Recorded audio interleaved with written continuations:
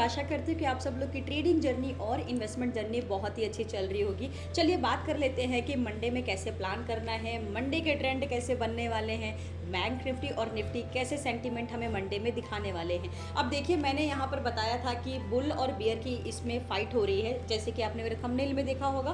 तो देखिए, बुल और बियर की फाइट इसलिए हो रही है क्योंकि आज का कुछ कैंडल ही ऐसा बना है जिसमें यही सेंटीमेंट हो रहा है कि बुल और बियर की फाइट हो रही है। आज इस वीडियो में हम वीकली चार्ट एनालिसिस भी करेंगे, सिमिलरली हम मंथली कैंडल भी देखेंगे कि अगले हफ्ते किस तरीके के सेंटीमेंट और मूवमेंट हमें देखने को मिल सकते हैं। ठीक है, तो ये हमारा निफ्टी का चार्ट है। निफ्टी के अगर चार्ट की बात करें तो सबसे पहले आप देखेंगे कि यहाँ पर इतना बड़ा वीक के साथ एक कैंडल खड़ा है जिसमें कि सिर्फ और सिर्फ सेलर का प्रेशर है। ये इतने बड़े वीक का मतलब है कि यहाँ पर सेलर ने प्रेशर किया था और जो बचे खुचे यहाँ पर बायर थे, इन सब को आउट करके यहाँ पर स्टे करा है। और यहाँ पर बायर्स जो है ऊपर की तरफ सेलर्स को पुश करके यहीं पर वो रुक गए हैं। तो यहाँ पर क्या है, यहाँ पर कुछ है ही नहीं, एक ऐसा कैंडल जिसमें कोई पावर नहीं है, ना सेलर्स की और ना ही आपके बायर्स की।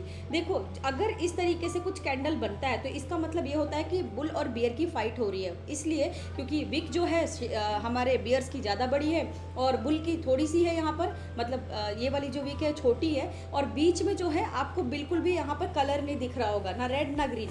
तो इसको बोलते हैं बियर और बुल की फाइट बोलते हैं। दूसरा ये भी बोलते हैं कि ना तो बियर यहाँ इंटरेस्टेड है और ना यहाँ पर बुल इंटरेस्टेड है, यानी आपके जो बायर्स हैं और ना सेलर्स है, ये दोनों इंटरेस्टेड नहीं है यहाँ पर ट्रेड करने की। इसीलिए इस बार का जो कैंडल बना है, अगर आप देखेंगे तो इस तरीके का एक कैंडल एकदम हाई कैंडल बना था और ये कैंडल एकदम हाई आज पकड़ा था। अगर आप सुबह 10-11 की 12 की आसपास की बात करेंगे तो निफ्टी में एक बुलिश कैंडल कुछ इस तरीके के साथ बना था।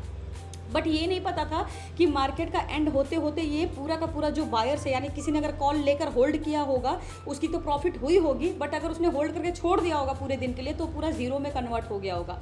बट कितने लोगों ने यहाँ पर कमाया भी था। बट ये कैंडल इतना नीचे तक आएगा ये हमें भी नहीं पता था। देखो, ये एक प्रिडिक्शंस होता है मार्केट में, जब लाइव आप ट्रेड करते हो तब आपको पता लगता है किस तरीके से मूवमेंट हो रहे हैं। बट कई सारी चीज़ें हैं जो हमें नहीं पता होती, हमें सिर्फ दिखाया जाता है। जब हम ट्रेंड देखते हैं तभी हमें पता लगता है कि मार्केट यहाँ तक गिर सकता है, और इतना गिरावट का हम चांस ले नहीं सकते थे आज के दिन। ठीक है, तो अगर आप देखेंगे तो यहाँ पर ना तो सेलर इंटरेस्टेड है ना ही बायर इंटरेस्टेड है, इसीलिए ये कैंडल इस तरीके से बना है। हो सकता है कल के दिन जो है मंडे वाले दिन एक गैप अप भी हो जाए। ठीक है, गैप अप भी हो जाए, बट क्या गैप अप हो सकता है नीचे गैप डाउन भी हो जाए। ठीक है, क्योंकि यहाँ पर वीक जो है वो सेलर्स का यहाँ पर भारी है। अब देखो, यहाँ पर हम एक बार आपको पूरा समझाते हैं। सबसे पहले हम एक बार वीकली चार्ट देखते हैं कि हमारा वीकली चार्ट क्या कह रहा है निफ्टी और बैंक निफ्टी में। ये बैंक निफ्टी के चार्ट में मैंने यहाँ पर वीकली चार्ट एक बार यहाँ पर ओके किया है और ये सेलेक्ट हुआ वीकली चार्ट। देखो, ये इस हफ्ते की कैंडल है, इसको साइड करते हैं। अब इस हफ्ते की कैंडल में अगर आप देखेंगे कि यहाँ तक ये पूरा भरा हुआ था, मैं एक इसके बगल में ही बना के दिखाती हूँ आपको। यहाँ तक ये पूरा भरा हुआ था, यानी इस वीक का मतलब ये है थर्सडे तक, यानी थर्सडे तक ये कैंडल पूरा एक बुलिश था, एक पूरा ग्रीन था। और आज वाले दिन जो इतना बड़ा ये आपने वीक देखा है, ये आज ही का दिन है। कि आज के दिन क्या हुआ था कि इतना बड़ा तो ऊपर गया था, पूरा भरा था, कैंडल ग्रीन में था। हो सकता है था कि बुलिश जो है मतलब बायर्स यहाँ पे एक्टिव है, बट एकदम से आपने देखा होगा सेलर्स एक्टिव हो गए और इतने सारे सेलर्स एक साथ यहाँ पे टूट पड़े और बायर्स को यहाँ भगा दिया उन लोगों ने। ये वही आज का फ्राइडे का है। ठीक है, अब क्या है कि अगर ये पूरा भरा होता तो हम मार्केट में गैप अप का यहाँ पर ध्यान रखते हैं, बट क्योंकि यहाँ पर खाली हो गया तो हो सकता है अब गैप डाउन का ही हमें प्लान करना पड़ेगा। इसीलिए मैंने कहा था इस वीडियो में हम वीकली चार्ट एनालिसिस भी बात करेंगे।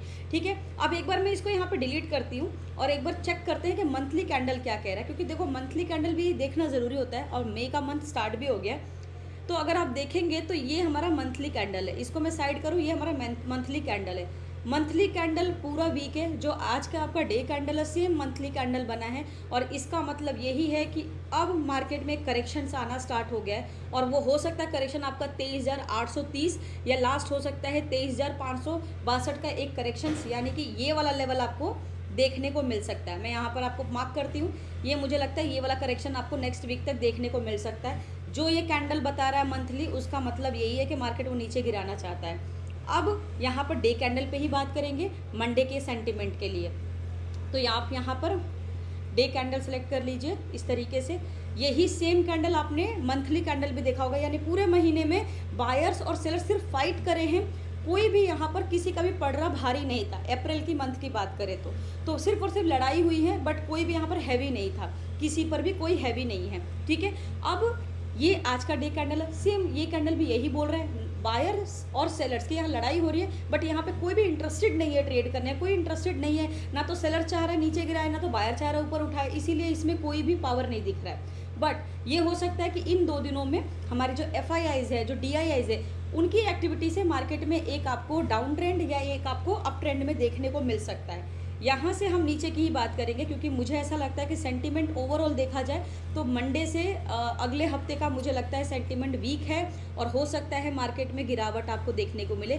नीचे के साइड फिबोनाची हम पेस्ट करेंगे, यहाँ कुछ लेवल्स पे हम बात कर लेते हैं। सपोज कर लेते हैं कि मार्केट इस साइड कहीं पे ओपन होता है, यानी कि मान के चलिए अगर इसी साइडवेज में ओपन होता है, इस तरीके से कैंडल बनता है, तो पहले 5, 10 और 15 मिनट का कैंडल को हम देखेंगे, यानी कि आधे घंटे तक आपने वेट करना है। आधे घंटे तक आप देखेंगे, अगर इस तरीके से बुलिश कैंडल बनेगा तो आपको फिर वेट करना है कब तक मार्केट कहाँ तक जा रहा है, ठीक है।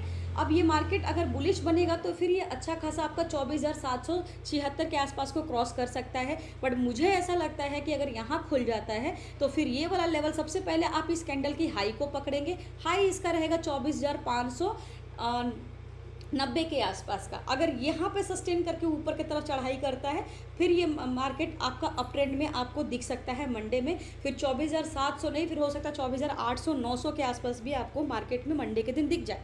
बट क्योंकि सेंटीमेंट नेगेटिव है, अगर इसी बीच खुल के सिमिलरली वो नीचे की तरफ ट्रेंड करता है, सबसे पहले इसका क्रूशियल सपोर्ट आप ये यहाँ पे ले लीजिए। 24,000 को अगर ये सस्टेन करके नीचे की तरफ लेकर आता है तो ये मार्केट फिर ये वाला लेवल को क्रॉस करेगा, उसके बाद फिर ये वाला जो लेवल है इस लेवल को क्रॉस कर सकता है, ठीक है। यहाँ पर हम बात करते हैं, फर्स्ट लेवल जो रहेगा आपका 23,830 के आसपास रहेगा, चौथा जो रहेगा आपका 23,562 के आसपास का ये लेवल हो सकता है। और हो सकता है कि आपको मंडे वाले दिन एक इस तरीके से बियरिश बिग बार कैंडल बनते हुए नजर आए, ठीक है। हो सकता है सुबह एकदम उठता हुआ मार्केट आ जाए और फिर उसके बाद डे एंड में मार्केट एक तरह से पूरा रेड में कन्वर्ट हो जाए। जैसे आज आपने देखा कि पूरे दिन वो एकदम खिला खिला मार्केट था, एकदम बुलिश थे और सब लोग बहुत खुश थे, और शाम तक होते होते मार्केट एंड होते होते सारा का सारा बुलिश पर निकल गया, सब खत्म और बियर्स उस पर हावी हो गए। हालांकि मार्केट में ज़्यादा कुछ ट्रेंडी रहा नहीं, ट्रेंडी सिर्फ सुबह के टाइम में रहा। देखा जाए तो आपको सेलिंग में भी रहा है, बट सेलिंग में इतना एक्सपेक्टेशंस नहीं था नीचे गिरने की। एक लिमिट तक डिप तक लोग एनालाइसिस करते हैं, इतना डिप तक कोई नहीं करता है जितना डिप आज आया था। तो ये सब ऑपरेटर्स के खेल होते हैं। तो इस तरीके से आप मंडे में प्लान कर सकते हैं। थोड़ा अलर्ट रहिए, आधे घंटे तक देखिए मार्केट में, आपको मंडे वाले दिन गैप अप गैप डाउन भी हो सकता है। बट मेरा जो एनालिसिस है, मेरे चार्ट एनालिसिस में यही बता रहा है कि हो सकता है आपको एक नीचे के ट्रेंड में मार्केट आपको लेके जाए मंडे वाले दिन। चलिए बात कर लेते हैं कि बैंक निफ्टी में कैसे सेंटीमेंट बन रहे हैं और उसके आपके वीकली कैंडल क्या कहते हैं। ये रहा बैंक निफ्टी। बैंक निफ्टी में बेयरिश यहाँ पे हैवी है, बल्कि यहाँ देखा जाए तो यहाँ रेड में कुछ कलर है, यानी यहाँ थोड़े से बायर्स और सेलर्स बैठे हुए हैं। देखिए सबसे पहले तो हम यहाँ पर बात करेंगे वीकली कैंडल की, ये क्या कह रहा है। इस हफ्ते का अगर कैंडल की बात करें, इसको हटा देती हूँ, ये देखो इस हफ्ते कैंडल की बात करें तो ये पूरे हफ्ते में कैंडल यहाँ तक हाई तो लगाया है, 55,900 के आसपास का हाई लगाया है, बट ये गिरते गिरते गिरते मतलब ये क्रॉस कर दिया है। यहाँ तक हाई लगाने के बाद मार्केट ने डिप लिया है, और अगर आप देखेंगे तो डिप बहुत अच्छा खासा लिया है। यहाँ पर हाई बनाया और डिप लेते लेते देखो कहाँ तक आ गया, यहाँ तक डिप लेकर आया है ना। तो ये काफ़ी ज़्यादा डिप है, और मुझे लगता है मार्केट में आपको बैंक निफ्टी में अभी नेगेटिव सेंटीमेंट मुझे मंडे के लिए लग रहे हैं। एक बार हम इसके मंथली कैंडल भी देखते हैं कि मंथली कैंडल इसका क्या कह रहा है।